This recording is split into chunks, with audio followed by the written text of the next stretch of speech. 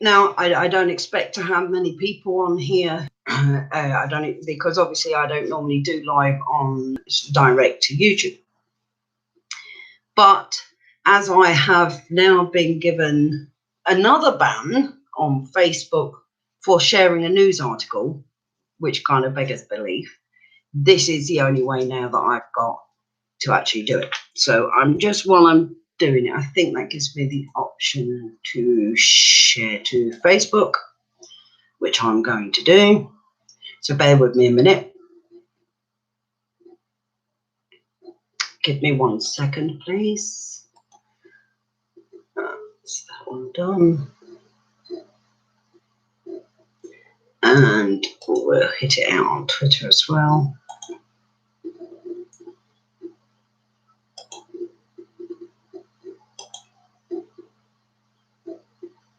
Doesn't seem to want me to log in, but there you go. Never mind. I think I can live without that. So what I wanted to talk about is some information that you could say I stumbled across, if it's the right word. I don't think that is the right word. But basically, I'd found an article, and it was with regards to a place, I think it's called the Hayward Gallery. This Hayward Gallery, and this was for teacher training sessions. Okay, this wasn't for, this wasn't just an art thing for everybody to just go along and view it. This was specifically for teacher training. So I started to have a look at it, and I'm reading through it, and this whole gallery thing, which is aimed at teachers who are primary school teachers, junior school teachers, and senior school teachers. So we're talking ages 4 to 11 and 11 to 17. When they go through the whole gallery, and it has things like, for example, a depiction of a gang rape, and also of objects being inserted anally into men. This apparently is about gender identity. This is all about gender identity. I don't think that having anything inserted in anybody's anus, be it your anus, be it somebody else's anus, male anus, female anus, child's anus, most definitely not, has stuff all to do with gender identity. So I'm just going to see if I can, just bear with me a minute, because I've got the article. I'm going to see if I can find the article, because I'm sure people must think that, you know, I've lost the plot when I tell them about it, because it just seems so completely and utterly unbelievable when you're reading through it. Okay, let's have a look. Okay. Bear with me. Takes me a minute to find all my details. I send that much over. Okay, so here we go. So this was the post I put up, and I urge you all, please do not ignore this. Hit the share button, ask other people to jump on, let people know as well that I am live, because not everybody does know that I've gone live. In fact, I'm just going to try. Bear with me a minute, because my computer decides that if it doesn't want me to do something, I can't do it. So I'm just going to hit this out on Twitter by doing it this way, because it's so much easier.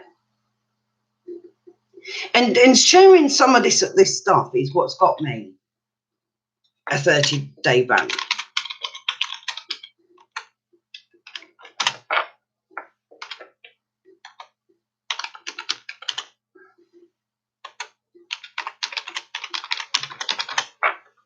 Okay, so that's that done.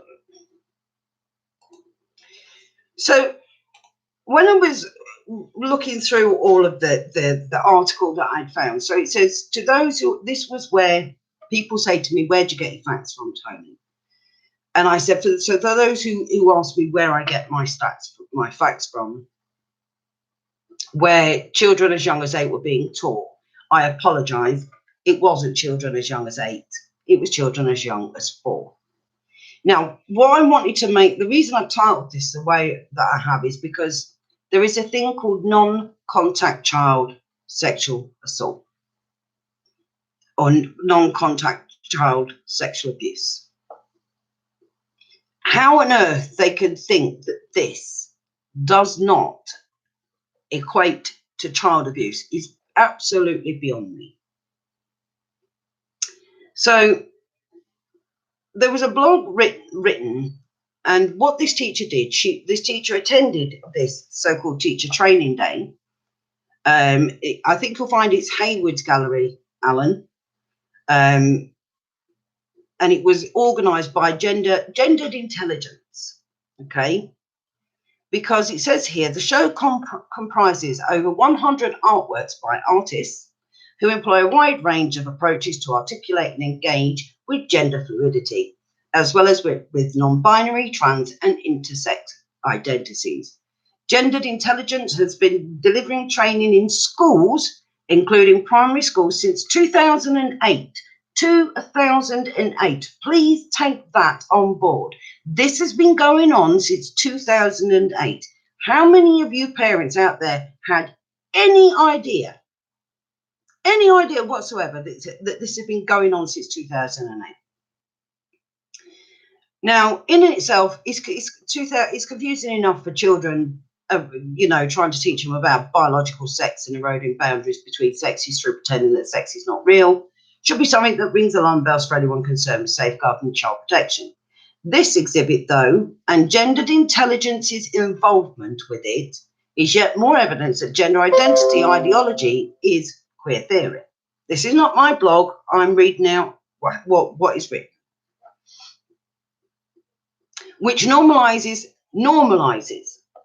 And bearing in mind, please keep in mind what I said. This is aimed at teachers that are teaching 4 to 11s, 11s to 17s, okay? 4 to 11s. Normalizes kink, BDSM, fetish porn and extreme sexual practices. In practice, this means that many young people who identify as part of the queer community are being pressured to accept kink and paraphilia through fear of being accused of kink shaming. So no one on me, kink shaming, if they don't. Once children are trained not to trust their intuition and believe that having sexual boundaries is bigoted, there's that word again. Don't have an opinion that goes against the liberal left and their idea and the LGBT community because you are then a bigot. They may be more easily manipulated into accepting further erasure of boundaries through a lack of confidence in their own judgment and fear of being non-inclusive. When you disable the function to recognise and name reality through society, this is the result. The following report, and this is where it got interesting, the following report of the Gendered Intelligence session for teachers was written for us by an anonymous attendee who wants to be known only as Lesbian on a Chair.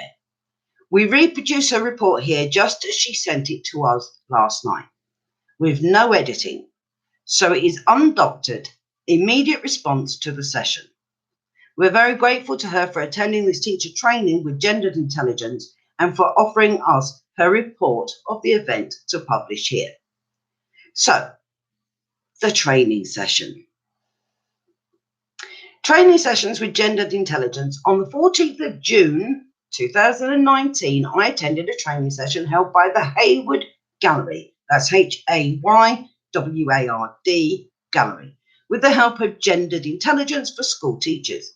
Teachers Twilight Talking to Pupils About Gender was billed as a training session to explore ways of talking about gender and identity, using Hayward's Gallery Kiss My Genders exhibition as a discussion starter. The session was led by South Bank Centre's Creative Learning Team, a curator from Kiss My Genders and a representative from the trans support organisation Gendered Intelligence. Teachers from the primary, secondary and higher education sector were invited to participate. Firstly, the school's manager gave an intro and wanted to know how many teachers were from primary schools, etc. She looked surprised when most put their hands up for primary. I don't know why people are shocked by that anymore. None of this shocks me anymore. I wish it did. I really do. But it really, really doesn't. It should, but it just doesn't shock me anymore. But on reflection, perhaps it shouldn't be surprising. She explained the exhibition was timely as it was now the 50th anniversary of the Pride March and that the exhibition was informing their summer school's programme. She asked if anyone in the room had any students who would be particularly interested in attending workshops being held in tandem with this exhibition, which we have been given flyers about. Please, again, there is only 5 people on here. I know that's not many. Please invite people in. Please tag them to this. Please ask them to jump on board and ask them to share this out everywhere. Then the curator, who was later to show us around the exhibition, talked a bit about how the exhibition pushed the boundaries of gender. He showed a photograph of the opening night, which some of the artists attended. One looked as if it were wearing S&M gear. Another was a man in drag who was featured on the BBC News about being Muslim and trans. The curator praised the plurality of the art. Finally, it was the turn of the Gendered Intelligence representative to train us on what it means to be trans. He introduced himself as Dex and that he uses they, them pronouns because he is non-binary. He said growing up he had a very tough time because people always asked if he was a boy or a girl, and that had led him to identify as non-binary. Which means, in case you didn't know, that he's neither male nor female. He is from the generation Tumblr. He personally found words to describe his trans experience helpful and gave him confidence. Gendered Intelligence achieved charity status only a month ago. Bear that in mind as well. It's achieved charity status. Okay, so it's now a registered charity. And that means if it's achieved charity status, it's being funded. Okay, and I wouldn't be surprised to find out that it's the government that's funding it. And their stated aim is a world where people are no longer constrained by narrow perceptions and expectations of gender, and where diverse gender expressions are visible and valued. A working agreement slide was put up, and Dex explained that there would be no time to unpack issues around sport, too difficult. No time to explain what the actual law means in terms of single-sex provision, inconvenient. We could do more than that by discussing best practice, he boasted. And then, a bit off topic, he said confidentiality about the history of trans lives needed to be respected. Dex also said we shouldn't repeat anything else that anyone said in the room. So you've gone to a gallery where this is a teacher training course and you can't go out and repeat anything that has been said to you whilst you're in that room by anybody. Or take photographs, but he was happy to have his own words passed on. Phew, that's okay then, Dex. I can quote you. What does trans mean? We had to discuss in pairs what we thought this meant. Then Dex told us it's about change. And that when a pupil in school transitions, the whole environment has to transition. Really. No-nos are saying things like, someone wants to be something or someone used to be a girl. Dex also observed that terms get out of date ever so quickly nowadays. Why even the young people he works with, and I judge that he was probably late 20s at a push, early 30s, but I doubt it, thinks he's such a fuddy-duddy because he uses archaic terms. So just as you get used to one term, which you will think is acceptable, and you use that term, they'll jump in and tell you that that's not acceptable because there's a new term and that one now is archaic and offensive. So you won't be able to win anyway. Also, that sex is assigned at birth. Assigned. What is the difference between sex and gender? Again, we had to discuss in pairs and then had corrections from Dex. Dex explained that doctors diagnose sex. Well, I'm pretty sure that sexuality, gender, is not a fucking illness. Okay? You're not sick. You're not poorly. You're not unwell. So you're not being diagnosed anything. Okay? You give birth, and when you give birth, normally the midwife will turn around and say to the mother, congratulations, it's a little boy. Congratulations, it's a little girl. It's not a diagnosis, it's a statement of fact. Okay? Now, whether that person grows up and decides in his later life that he should have been a girl or that he should have been a boy, that's their choice. But right now, it's a baby. And it's either a baby boy or it's a baby girl. But no. That's archaic. Then a slide which stated only male and female is a key cultural assumption, and that 1 in 100 people are intersex. So you're assuming that child's intersex. So you can make that assumption, Dex. That's okay, isn't it? And that 1 in 100 people are under the trans umbrella. Well, how do you know that? When a screaming baby comes out your womb, I'm pretty certain that all you know is one's got a penis, one's got a vagina, one's a girl, one's a boy. That's all that child knows. He doesn't come into the world going, oh, no. I don't think I want my vagina right now. I think I'd much rather have a penis. This pish is doing my head in.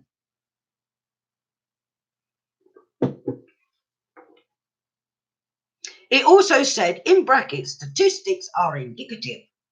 Intersex people experience a lot of violence from doctors on their bodies. It's also common trans activist trope. Dex started to talk about the exhibition, and he said that his absolute most favourite thing in the exhibition was a candle made out of synthetic testosterone. Misgendering. If you misgender someone, just apologise and move on. It doesn't have to be a big deal. If it's not a big deal, what am I apologising for? If I turn around and say, oh, he's a nice looking fella, and it turns out that he is a she, I'm not going to apologise if I've misgendered you. I've had people walk past me from the back, and I've got quite broad shoulders and assume that I'm a geezer when I have short hair. Am I offended? No. Do I want an apology? Not particularly. No. From the front, I'm sure that, most people would see me and see that I'm a large-breasted girl, and therefore I'm a woman. Also, there are just so many new things coming up these days, says Dex. There will always be new words and terms. New words and identities are very exciting. They give you choices and autonomy. Even older people might enjoy having the opportunity to use these new words to describe themselves. Safeguarding issues. Did you know that a pupil presenting as trans is not inherently a safeguarding issue? Although, on one hand, one could quite agree with this, surely one would come from a perspective that it might be a safeguarding issue. Anyway, if a pupil tells you that they are trans, respect their confidentiality, especially if they may not have made their mind up yet. Although Dex knows of a 15-year-old who posted it all over Instagram because they just wanted to be out there for everybody to know. Access to gender-neutral spaces. Did you know that transgender pupils are not being at school due to lack of gender-neutral facilities? See, I don't buy this either. If you're going to school and you look like a little boy, but you feel like you should have been born a little girl, you go into the toilets. I don't think the little boys down there really care because they don't know. Same with the little girls. So I don't get all this. And I know that gender-neutral toilets do exist. One of the teachers in touch with me right now works in a school in Nottingham where there's a gender-neutral toilet in the school and they're cubicles with no doors. And these aren't just for pupils, but they're for teachers too. So children from the age of 11 are changing sanitary towels, Tampax, doing number 2, standing up, taking a pee, sitting down, taking a pee, whilst adults are able to go in and access that toilet. And we shouldn't be worried at all. Dex then related that he's currently mentoring a 9-year-old child in school, following the school requesting help from Gendered Intelligence.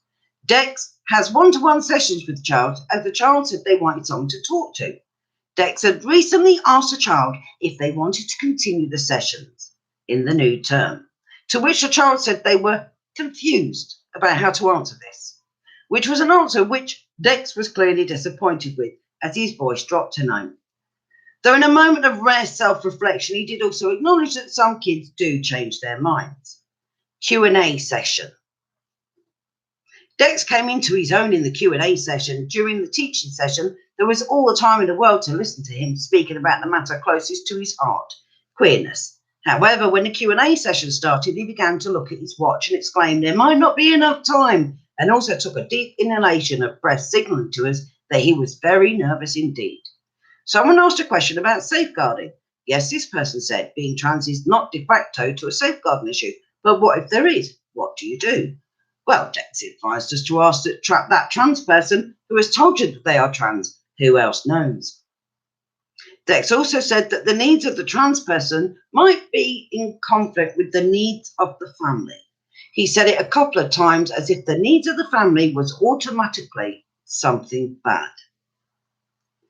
So I'm going to skip this little bit here because this is where it gets interesting. So this just gives you a feel for it, okay? So when we get to the Kissing My Genders exhibition. Now, bearing in mind, please do keep in consideration what I said. This is teacher training for teachers teaching children as young as 4 to 11 and 11 to 17, okay? After the training session, we went to look at the exhibition with a talk from the curator. Even before we entered the room, we were informed that the exhibition might not be suitable if you have a latex allergy. So my red flags were already raised. No warning was given about the content of the exhibition, i.e. that there was extremely graphic depictions of adult sexuality. The latex allergy warning was given because there are 2 huge curtained off areas made out of latex, and I have to say I did feel a bit wheezy around it. The first photo still that I looked at was of, I guess, a drag queen wearing a pair of handcuffs. Kind of rolled my eyes a bit and wondered how much worse it was going to get in the latex room. The curator talked a bit how the show was all about different gendered identities and how they expressed blah, blah, blah. Victoria Sin is one of the artists featured. Sin is a Canadian woman who identifies as non-binary, and the curator explained that her work explores femininity, of course, religiously referring to her as they. Still photos of her are projected onto curtain material, so the image of her tantalizes the viewer. You can look up images of Victoria Sin for yourselves if you like. She isn't exploring femininity. She's depicting a blow-up sex doll.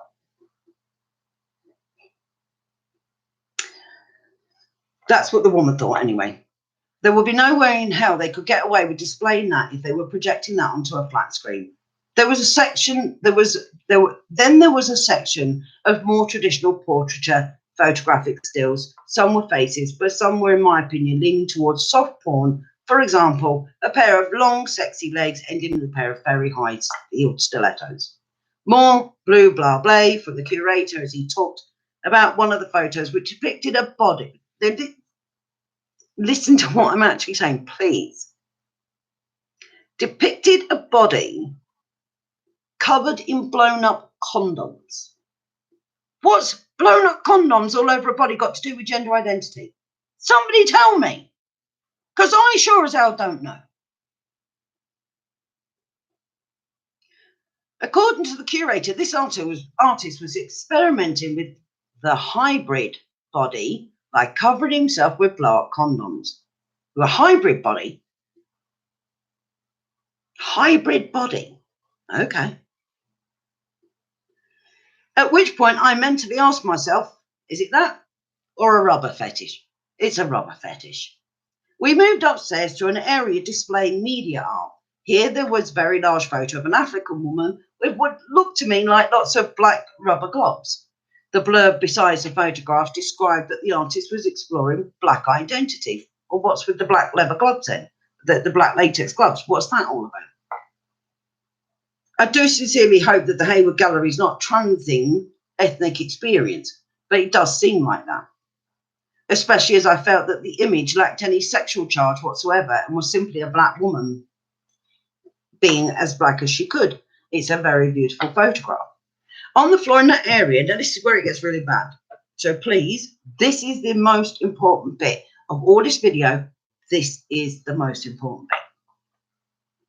On the floor of that area, there was an absolute huge rabbit suit, probably 5 meters long. I asked the curator what it was, and he explained that the artist in question likes dressing up in him, but that this was one that he probably doesn't use for performance. The curator said it was known as the big one, then smirked. So that the furries, that was the furries tick box check then. Curator also talked about a series of photos, again exploring gender identity, which were of actually nothing of the sort, unless you think that looking like an alien or having your face covered in fruit is somewhere on the gender spectrum. Again, the curator used the word masking to describe his family of photos, another red flag. Masking is a rubber fetish. Oh, and there was also the candle made out of testosterone, which was Dex's favourite. It was about 4 inches high and unremarkable. Then we move to an area where things are ramped up a bit. Please bear in mind, teacher training for 4 to 11-year-olds and 11 to 17-year-olds. There were several more photos which were really depicting various BDSM practices, and incredibly, a very close-up photo of an erect penis. This is when I really began to think there must be an age restriction on this show of at least 15. And if so, what was the point of bringing a bunch of school teachers to look at this? What age of kids are they thinking about? Higher education, surely. So I approached the school programmer manager and asked her, was it age restricted? She said no, it wasn't, but the parents were giving her an advisory warning. I'll just repeat for emphasis, the show is not age restricted. I explained to her that some of the exhibition material was actually pornographic in nature, and that in particular rubber fetish was a theme.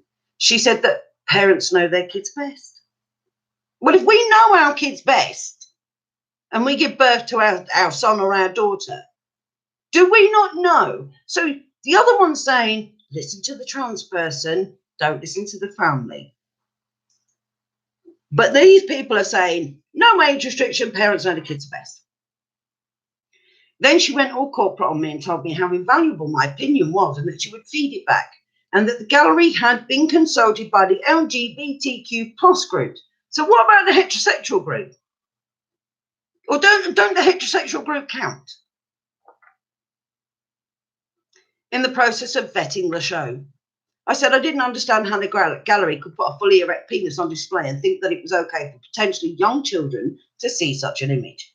I point out that the gallery are failing responsible parents by not making it clear that there are explicit images on the show. Then the school program manager invited the curator to join the conversation. I explained my position to him and that it wasn't appropriate for children to see it at all. I pointed out that even in a 15 certificate film, you wouldn't be able to show a fully erect penis, and the same standard needed to apply in this situation. He started to fob me off with the excuse that all people who don't give a shit about safeguarding give, namely that kids can look up anything on their phones these days, but I wasn't having any of it. He tried it again, and finally I told him, you're responsible for the content of the show, you're responsible for making sure children aren't exposed to inappropriate material. Now I'm going to look around the rest of this show and see what's here. I dismissed them both. At which point I'm genuinely going to give a trigger warning about what I saw next. 4 to 11, 11 to 17. This is what is in that gallery where teachers are being sent for teacher training and has been going on since 2008. I walked up a little ramp to what I had already pointed out to both the Hayward Gallery staff members was reminiscent of a peep show booth. It was draped in blood red velvet and had a phallic symbol, a devil's tail. Inside, a film played. A man fully encased in a rubber suit is laying prostrate on the floor, surrounded by other men. He obviously can't move. And then there is a cake which is just like him. The blue and white icing mirroring the colouring and striping on his suit. The men rip into the cake with their hands, and inside there's lots of red jelly-like substance, as if it's his innards, which they pull out. And then they get the cake and then they pretend to stuff it in the mouth of the rubber figure on the floor. The metaphor is clear. This is a gang rape scene.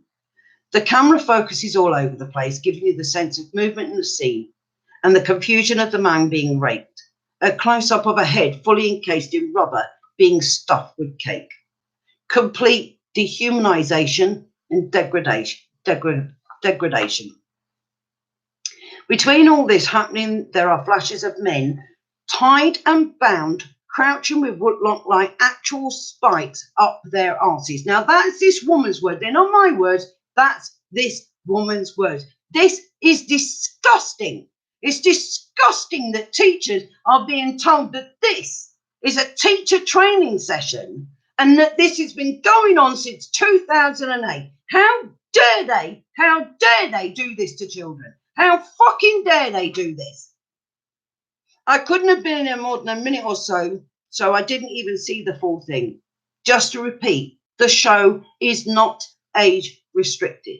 And needless to say, nothing in that rubber fetish film had anything whatsoever to do with gender identity. Zero. No one can argue that. That was real pornography right there. You could take your kids to this exhibition, they could wander off up into the little room, and you'd have no idea what they were going to be watching that. So yes, that's right. The Hayward Gallery and Gendered Intelligence looked around all the media on display, and in particular that film, and decided to make this the springboard for the conversation with kids about gender identity, and that they didn't need to age restrict it. Even as an adult, I think I deserved to know what I was going to be exposed to, a rubber fetish pornographic movie depicting a gang rape. Who wouldn't? I could have easily have just left then and gone home. I'd seen enough to utterly destroy any notion that this exhibition exploring what is now fashionably known as gender identity, rather than fetish. But I went downstairs to look into the latex rooms. Don't worry, the worst bit's over now. In the pink latex rooms, you have to take your shoes off because the artist has chosen white carpet and doesn't want people to get their dirty shoes on his lovely white carpet. I watched 2 minutes of the artist mincing silently to the camera and left. The Black Latex Room is a film about gay male sexuality and Tom of Finland's features. A camera rovers over a scantily clad man, avoiding the obvious areas. And yes, I kind of got the idea where that was going. So I decided to leave after a couple of minutes. So in conclusion, no one at the South Bank or the Hayward Gallery has done any due diligence whatsoever looking at safeguarding issues. They've completely failed parents, kids, and anyone who goes to see this exhibition expecting that it will explore how sexist stereotypes impact on us and how we try to subvert them. There wasn't even one exhibit that I would say genuinely challenged a sexist stereotype. Not one. Heads need to roll. Now, as if that wasn't enough for me that day, because believe you me, see, people talk about triggers. What triggered me? See, as a survivor of rape, when somebody tries to make gang rape a sexual preference or a gender identity thing, I have a bit of an issue with that. I take a little bit of umbrage to that. You could say that proper pisses me off, actually, because that's exactly what it does. It proper pisses me off. How dare they do that?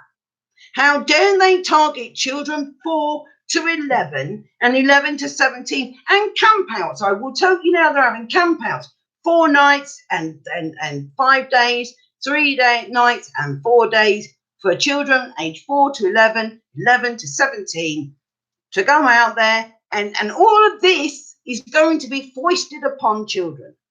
So then I'm thinking, I've seen the worst I can see. Okay, I've read the worst I can read. No, Bugle. No, Bugle. Don't be ridiculous when it can get so much worse. And it did. Somebody sent me a link, which I opened up, and I'm reading this complete and utter Rainbow Nation bollocks. And I get to the bit where there's 2 video links. Now, what this whole article was about, and you'll find this, I put it up it's on my YouTube. You can go and find the videos. The videos are on my YouTube. I put the articles out on my Twitter. I've put them out on my Facebook. They are there for you to see. Okay. This is about latex penises for girls. Okay. You heard me correctly. But this is for penises being created that you place into your pants to give, it's called packing, to make it look like you have a bulge. Now, fine, if you're a 15, 16, 17, 18, 19, 20, 20-year-old girl out and upwards who has decided you want to be a boy and you're going through all the treatment and everything else, and you want to buy a packer to make it look like you got a bulge, fine, knock yourself out. But these penises are being made for children as young as 5. Little girls as young as 5. And they're saying it's just to create a bulge. If it's just to create a bulge, why does it have to actually look like a penis? Why do you have one with a foreskin and one without a foreskin? So you have the option. And why is it being targeted at 5-year-old children? So it's not a case of children going, I think I should have been a boy, and I'd really like to get myself a packer that looks like a real penis. So what about all the parents out there then that have children, give birth to a little girl, but really wanted a little boy, and they go out and buy a packer and they shove it in their kids' underwear, whether that kid likes it or not? Are we going to pretend that that's not a possibility then? That couldn't possibly happen. No. Is that what we're all going to pretend? Why is it available? And the video, it shows you, holding it up in different sizes. So you've got the small size for the small 5-year-old child. And it's got the balls and the penis. And then there's the cup. Now the cup goes underneath the girl's vagina, so that it then sits in a pouch which has got a magnet that sits on the front of the underwear to hold it in place, so that you can actually pee in it and pee out of a penis that looks like a real penis, so that little girls of 5 years old can go and unzip their flies and take their penis out and piddle up a wall with the boys. And this is about gender identity. It's a 5-year-old. It's a child. This is non-contact child sexual abuse. All of it is. If you're an adult and you have chosen that you do not want to be the sex you were born into, that is your choice. That is your right. But I am sick of this shit being rammed down the throats of children. Then there's a young Scottish lad, teenage boy in Scotland, during a debate in his classroom, said there was only 2 genders. His teacher got him so infuriated with him that he actually threw him out of the classroom. He then turned around, and this was the teacher's word, and this is what pissed me off. He said, you are entitled to your opinions at home, but here it's the opinion of the authority. So we're taking away freedom and right to an opinion. That's what we're doing. We're taking away the opportunity for children to grow up and decide for themselves as young adults what they want. No. And I'll be quite frank with you. You've got at the moment, you've got there's Muslims protesting in certain towns and cities about the sex education. They don't want homosexuality being taught to their children. Now, I don't have an issue with kids being told that some families have a dad and a dad, some have a mum and a mum, some have a mum and a dad, some just have a mum, some just have a dad. I don't have an issue with that. But I do think they've got a point when it comes to it should be the parents' choice. And maybe this is the one time when actually we should all be bloody well standing together, because this is abuse of our children. Forget your religious opinions. Forget whether it goes against your religion. This goes against the rights of parents. And parents damn well have rights. Because let me tell you now, when your kid gets to 15 and decides he's going to have a strop and walk out and leave home, you can't ring the police and say, bring my child back home, because they cannot force that child to go back home. But if that child goes and breaks the law, those police officers will ring you up and say, he's 15 years old, he is your responsibility. You need to come and fetch him. He is your responsibility. Fact. So there's my little take for today. Share this video wide. I will also add underneath the video, which I should have done, underneath the video, I will add the links into this information. I'll go and dig it out. I'll add the links in at the bottom of the video. Read it for yourself. Also go onto my YouTube, please, and watch the other videos that I have put up there. Open your eyes, because this is non-contact child abuse. Make no bones about it. For now, take care, stay safe, be good, have a fab weekend, and enjoy it, relax. I'm picking my partner up tonight, so I'm going to be looking forward to my weekend this weekend. Take care, be good. Bye.